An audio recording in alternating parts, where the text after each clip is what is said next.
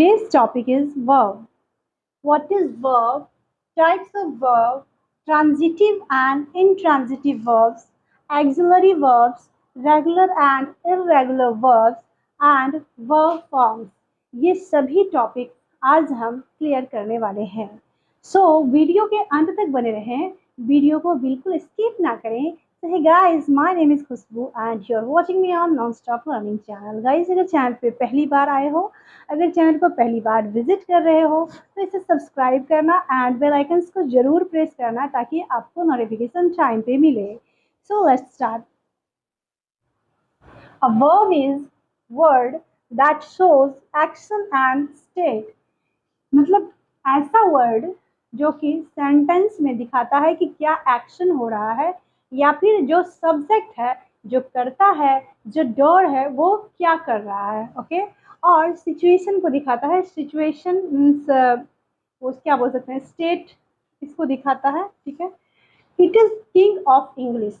Verb जो है ये किंग ऑफ इंग्लिश का एक किंग है। अगर आपने वर्ब के कॉन्सेप्ट को नहीं समझा मीन्स आपकी इंग्लिश अभी अधूरी है, आपको और सीखने की ज़रूरत है। तो आज हम सीखेंगे वन बाय वन स्टेप इनके और इनके टाइप्स क्या होते हैं, कहाँ कहाँ ये वर्ब जो होते हैं। सिर्फ इंग्लिश में वर्ब ही ऐसे हैं जिनके फॉर्म बदलते रहते हैं, यानी कि इनके रूप चेंज होते रहते हैं। और ये अकेले ऐसे टॉपिक हैं जिनको किसी के सहारे की ज़रूरत नहीं है। अगर मैं सिर्फ एक वर्ब बोलूँ कि जैसे कि बोलूँ गो का मतलब होता है जाओ या जाना, तो ये जाओ भी एक स्मॉल फ्रेज, एक स्मॉल सेंटेंस बनाता है। लेकिन और कोई भी पार्ट्स ऑफ स्पीच के ऐसे काइंड नहीं हैं जो अकेले सेंटेंस फॉर्म कर सकते हैं। Means verb is very energetic. Got it? So verb जैसे हम ये बोलते हैं गो देयर, सिंपल सा, ठीक ना। तो यहाँ भी हमने गो बोला, तभी देयर ऐड किया, तभी एक सेंटेंस फॉर्म हुआ। ठीक है, तो सबसे पहले हमने सीखा कि what is verb. Verb is a word that shows action, जो एक्शन दिखाता है और सिचुएशन दिखाता है। यहाँ तक क्लियर? ये जो है ये किंग है इंग्लिश का, ये भी clear. Without it we can't make sentence. Got it? जिसे कि बोलते हैं थिंक, मतलब सोचो। ठीक, ये भी एक अपने आप में सेंटेंस है। ठीक ना, इसको किसी की जरूरत नहीं है, सिर्फ थिंक भी बोलो तो हो जाएगा सोचो। ठीक ना, जिसे बोलते हैं वॉक, मतलब टहलो या टहलना, दोनों ही होता है। आगे बढ़ते हैं कि टाइप्स ऑफ वर्ब क्या होते हैं। Helping verb and main verb, ये दो तरह के होते हैं वर्ब के प्रकार, सबसे मुख्य रूप से। ठीक है ना, तो जो हेल्पिंग वर्ब होते हैं इन्हें हिंदी में हम सहायक क्रिया बोलते हैं।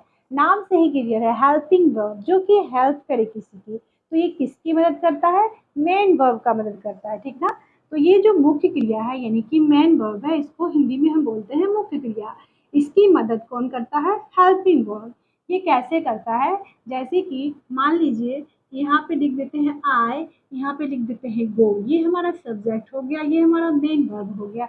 तो आई गो भी एक सेंटेंस है खुद में, इसका भी मीनिंगफुल सेंस निकलता है, मैं जाता हूँ।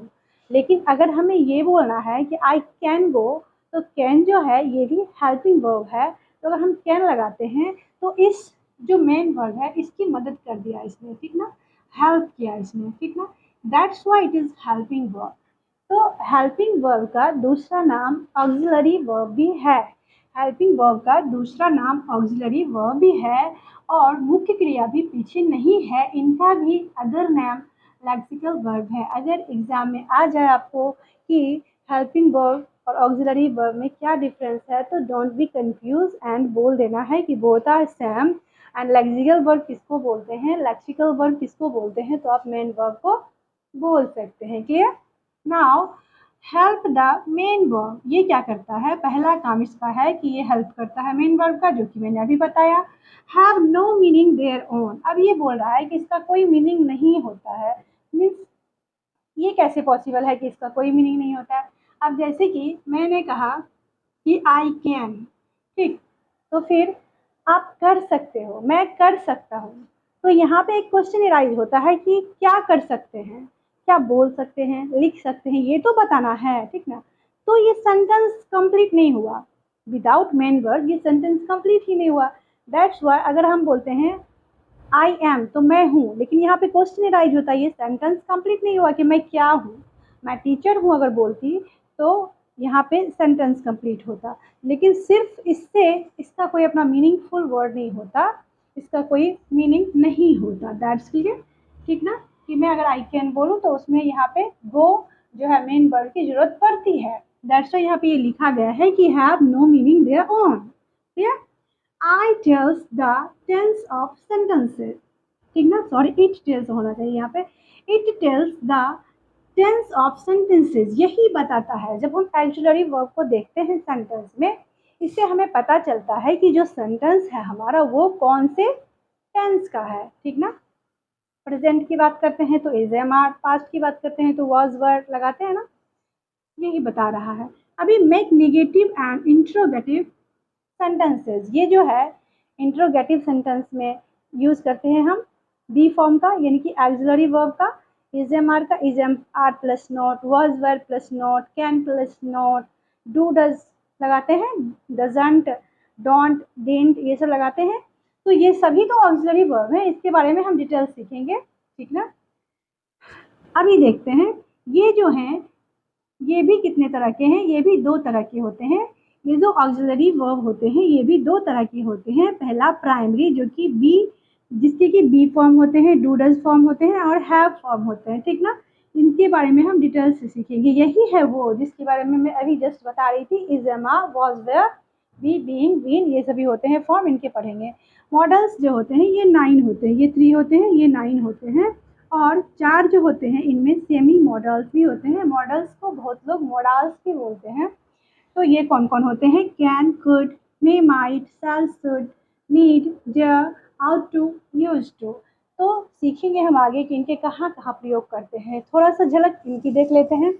तो जैसा कि इन्हें लेक्सिकल वर्ब भी बोलते हैं, सोज एक्शन एंड स्टेट, ये क्या करते हैं, एक्शन और स्टेट बताते हैं, एक्शन करते हैं इसमें। जैसे कि मैं लिखता हूँ, इसमें एक्शन वर्ड क्या हुआ, लिखना, ठीक है। तो ये सेंटेंस में क्या करते हैं, एक्शन करते हैं। हैव देयर ओन मीनिंग, इनके मीनिंग होते हैं। जैसा कि मैंने कहा कि गो भी बोलेंगे तो ये एक सेंटेंस है, खुद में अपने आप में ये एक छोटा सा सेंटेंस है जिनके की मीनिंग होते हैं। ओके, तो देखते हैं मेन वर्ब को दो और कैटेगरी में बांटा गया है, transitive verb and intransitive verb. Transitive verb के बाद डायरेक्ट ऑब्जेक्ट आता है। जैसे कि अगर मैं ये बोलूँ कि ही किल्ड अ, ठीक ना, ही किल्ड अ, अभी ही किल्ड अगर बोले तो माइंड में क्वेश्चन अराइज होगा ना, व्हाट डिड ही किल, मतलब उसने मारा, किसको मारा, ठीक ना। तो अगर हम यहाँ पे लिख देते हैं आ स्नेक, तभी ये सेंटेंस क्या हो जाता है, कंप्लीट। Getting me. अगर यहाँ पे स्नेक लिखे तो ये क्या हो गया, पूरा हो गया, ठीक ना। मीन्स इस सेंटेंस को ऑब्जेक्ट की जरूरत है। तो ऐसे सेंटेंस, ऐसे वर्ब जहाँ पे ऑब्जेक्ट की तुरंत जरूरत हो, मीन्स वर्ब, एक्शन वर्ब, ऐसे एक्शन वर्ड जिनके तुरंत बाद ऑब्जेक्ट की जरूरत हो, उन्हें हम कहेंगे ट्रांजिटिव वर्ब। हिंदी में इनको हम सकर्मक क्रिया बोलते हैं। देखिए, सब्जेक्ट मतलब जो काम करता है, ऑब्जेक्ट मतलब उसके काम का जो फल पड़ता है, उसको हम ऑब्जेक्ट बोलते हैं। तो जिसके साथ ऑब्जेक्ट जुड़ा हुआ हो, ऐसे सेंटेंस को हम सकर्मक, ऐसे वर्ब को हम सकर्मक क्रिया बोलेंगे। और जिनके साथ ऑब्जेक्ट की जरूरत नहीं हो, जैसे कि मैं बोलती हूँ, ठीक, मिस बोलती हूँ, कुछ भी बोलती हूँ, इसके साथ जरूरी नहीं है कि मैं इंग्लिश बोलती हूँ, ये बोलना जरूरी है, ये नहीं जरूरी है कि हिंदी बोलती हूँ। अगर मैं बोलती हूँ भी, ये सेंटेंस पूरा होता है अपने आप में। इसमें जैसे कि वह गाती है, जैसे पूछते हैं लोग वह सिंगर है, क्या वह गाती है, तो ये सेंटेंस खुद में फुलफिल है, ठीक ना। तो जैसे कि ही किल्ड अ स्नेक, तो यहाँ पे क्वेश्चन अराइज हुआ, व्हाट डिड ही किल, इसका आंसर मिल रहा, मीन्स क्वेश्चन का आंसर जिसमें मिले वो हो जाते हैं हमारे सकर्मक क्रिया, यानी कि ट्रांजिटिव वर्ब। दूसरा एग्जांपल देखते हैं, आई शॉ, क्वेश्चन अराइज होगा, क्या देखा मैंने, आई शॉ का मतलब मैंने देखा, क्या देखा, क्वेश्चन अराइज होगा, व्हाट डिड आई सी।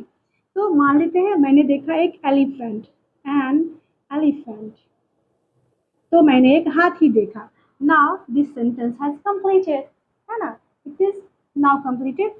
सो अब देखते हैं कुछ वर्ब्स ट्रांजिटिव भी होते हैं और इनट्रांजिटिव भी होते हैं, जैसे ही स्पीक्स, ठीक ना। तो यहाँ पे अगर हम ही स्पीक्स इंग्लिश बोलते हैं तो ये भी सही है, और सिर्फ ही स्पीक्स बोलते हैं तो ये भी सही है, ये हो जाएंगे इनट्रांजिटिव। बिकॉज इनमें ऑब्जेक्ट की ज़रूरत नहीं है और ही स्पीक्स इंग्लिश, यहाँ पे ऑब्जेक्ट है तो ये ट्रांजिटिव हो जाते हैं, मीन्स ये होते हैं एक्सेप्शन ऑफ अबाउट। तो हमने इसे तो देखा ही नहीं। अब देखिए, it doesn't take direct object, इन्हें डायरेक्ट ऑब्जेक्ट की ज़रूरत नहीं होती है। जैसे कि हम ये बोले ही डेड, मतलब वह मर चुका है, तो अब आगे क्वेश्चन करने की हमें ज़रूरत नहीं है, वो मर चुका है, दैट्स इन, एंड ये सेंटेंस यहीं पे कंप्लीट है, इसे ऑब्जेक्ट की ज़रूरत नहीं है। ही हैज़ अराइव्ड, वह पहुंच चुका है, ठीक ना। She jumped, object not needed, means इन्हें ऑब्जेक्ट की जरूरत नहीं पड़ती है। तो इस तरह के जो हमारे वर्ब होंगे मेन वर्ब, उन्हें हम बोलेंगे इंट्रांजिटिव वर्ब। ओके, नाउ ये जो मेन वर्ब होते हैं इसे फिर से दो कैटेगराइज में बांटा गया है, जैसे कि regular verb and irregular verb. अब कुछ वर्ब जो होते हैं वो रेगुलर पैटर्न फॉलो करते हैं और कुछ जो वर्ब होते हैं वो रेगुलर पैटर्न फॉलो नहीं करते हैं। तो एक बार फिर से मेन वर्ब को दो कैटेगरी में बांट दिया गया, जिसे हम रेगुलर एंड इरेगुलर वर्ब बोलते हैं। ठीक है, तो देखते हैं इन्हें डिटेल। मेन वर्ब जो है उन्हें फिर से दो भाग में बांटा गया, रेगुलर एंड इरेगुलर वर्ब। ठीक है, अभी हम सीखने वाले हैं वीडियो के अंत में एक चार्ट के माध्यम से इसे डिटेल्स में, बट यहाँ पे थोड़ा सा देख लेते हैं कि रेगुलर एंड इरेगुलर वर्ब क्या होते हैं। जिन वर्ब के second and third form ED पर खत्म होते हैं और फॉलो रेगुलर पैटर्न को करते हैं, जैसे कि प्ले, प्ले जो है वो क्या है, बेस फॉर्म है, इसका वर्ब का सेकंड फॉर्म प्लेड है एंड थर्ड फॉर्म क्या है, ये भी प्लेड है। ठीक ना, तो ये जो है तो रूल को फॉलो कर रहा है, प्लेड प्ले। ठीक ना, जैसे कि अगर हम बोले वॉक, तो हम बोल सकते हैं वॉक्ड एंड वॉक्ड, बोल सकते हैं। तो ये पैटर्न को फॉलो कर रहे हैं, यानी इनका जो सेकेंड एंड थर्ड फॉर्म है वो ईडी पे जाके खत्म हो रहा है। It means it is regular verb. And irregular verb क्या होते हैं, जिनके की second and third form ED पर जाके इंड नहीं होते हैं और ये रेगुलर पैटर्न को फॉलो नहीं करते हैं। जैसे कि आप मान लीजिए स्पीक के आपके फॉर्म को लिखने के लिए बोलेगा, तो स्पीक का क्या होता है, स्पीक, स्पोक एंड स्पोकन, यानी कि बेस फॉर्म जो हमारा होता है V1 वो होता है स्पीक, V2 हो जाता है स्पोक एंड V3 हो गया स्पोकन। मीन्स तीनों रूप इसके अलग अलग हैं। तो इस तरह के जो वर्ब होंगे इन्हें बोलेंगे हम irregular verb. Getting me? So now I hope it's clear. तो देख लेते हैं, मैंने बनाया है आपके सामने एक चार्ट। ठीक है, मैंने बनाया है आपके सामने एक चार्ट। तो इस चार्ट के जरिए हम समझेंगे कि कौन से वर्ब जो है सो रेगुलर है और कौन से इरेगुलर है। तो अभी अभी हमने पढ़ा है कि जो भी वर्ब जो इधर टाइप्स लिखा है रेगुलर एंड इरेगुलर, मतलब जो भी वर्ब पैटर्न फॉलो करते हैं उन्हें हम बोलते हैं रेगुलर वर्ब, और जो वर्ब पैटर्न फॉलो नहीं करते हैं उन्हें बोलते हैं इरेगुलर वर्ब। क्लियर? तो यहाँ पे देखिए हमने लिखा है वर्क, तो ये क्या है, ये है बेस फॉर्म, यानी कि वर्ब का पहला रूप वर्क। ठीक है, वर्क मीन्स काम करना, फर्स्ट फॉर्म है ये वर्ब का। तो इसका जब पास्ट यानी कि सेकंड फॉर्म जब हम पास्ट में यूज करते हैं, पास्ट टेंस के लिए यूज करते हैं, तो हम इसका V2 क्या यूज करते हैं, walked. And V3 past participle या फिर थर्ड फॉर्म भी हम यूज करते हैं walked. Okay, and simple present में इसके जो सिंगुलर फॉर्म होते हैं V1 प्लस ES, यहाँ पे यूज करते हैं वर्क्स। एंड जो इसके प्रेजेंट ये क्या है, पार्टिसिपल फॉर्म होते हैं यानी कि ING फॉर्म होते हैं, उनके क्या हो गए, वर्किंग। दूसरा देखते हैं look, looked, looked, looks, looking. Means look मतलब होता है देखना, बट इनके हमको ये दोनों फॉर्म को देखना है। अगर ये दोनों फॉर्म सेम है, ईडी से एंड होते हैं इनके, तो ये क्या हो गए, रेगुलर वर्ब। ठीक ना, तो play, played, played, plays, playing, तो ये क्या हो गए, ये भी हो गए रेगुलर वर्ब। लेकिन इरेगुलर वर्ब क्या होते हैं, जैसे कि देखिए इसका फर्स्ट फॉर्म भी कट, सेकेंड भी कट, थर्ड भी कट, एंड ये जो सिंपल प्रेजेंट है V5 ये भी कट्स एंड ये कटिंग। तो यहाँ पे ये दोनों को हमको देखना है ना, तो ये क्या हो गए, अलग अलग हो गए। दैट्स वाई ये क्या हो गए, इरेगुलर, मीन्स पैटर्न को फॉलो नहीं करते हैं। नाउ अभी हम सबसे इम्पोर्टेंट बात देखते हैं, यहाँ पे डू का होगा डिड, डन, डज, डूइंग। सबसे इम्पोर्टेंट बात जो हेल्पिंग वर्ब के हमने पढ़ा था, हेल्पिंग वर्ब के बारे में, कि ये जो होते हैं ये कौन कौन से होते हैं, तो ये यही होते हैं। देखिए 1 2 3 4 5 6 7 एंड 8, ये 8 होते हैं। Be, was and were, be जो होते हैं इनके फर्स्ट फॉर्म होते हैं, वॉज, वेयर इनके सेकेंड फॉर्म, एंड बीइंग जो होते हैं ये फर्स्ट एंड थर्ड फॉर्म होते हैं, is am are present form होते हैं, और बीइंग जो होते हैं वो पार्टिसिपल यानी कि आईएनजी फॉर्म होते हैं। ओके, गो, वेंट, गॉन, गोज, गोइंग, ये सब भी देखिए ये अलग है, ये अलग है, मीन्स ये रूल को फॉलो नहीं कर रहे हैं। दैट्स वाई यहाँ से जो ये सभी हो गए, ये क्या हो गए हमारे इर्रेगुलर वर्ब। जो बी होते हैं was were is am are भी, अगर पूछा आपसे कोई कि वाज वेयर जो होते हैं वो रेगुलर वर्ब रेगुलर वर्ब है या इर्रेगुलर वर्ब है, तो आप बोल सकते हैं कि ये इर्रेगुलर वर्ब है। ओके, एंड एक्सिलरी वर्ब तो है ही इन्हें। तो आज का वीडियो कैसा लगा आप अपना फीडबैक दें। थैंक्स फॉर वॉचिंग, मिलते हैं नेक्स्ट वीडियो में, तब तक के लिए बाय बाय।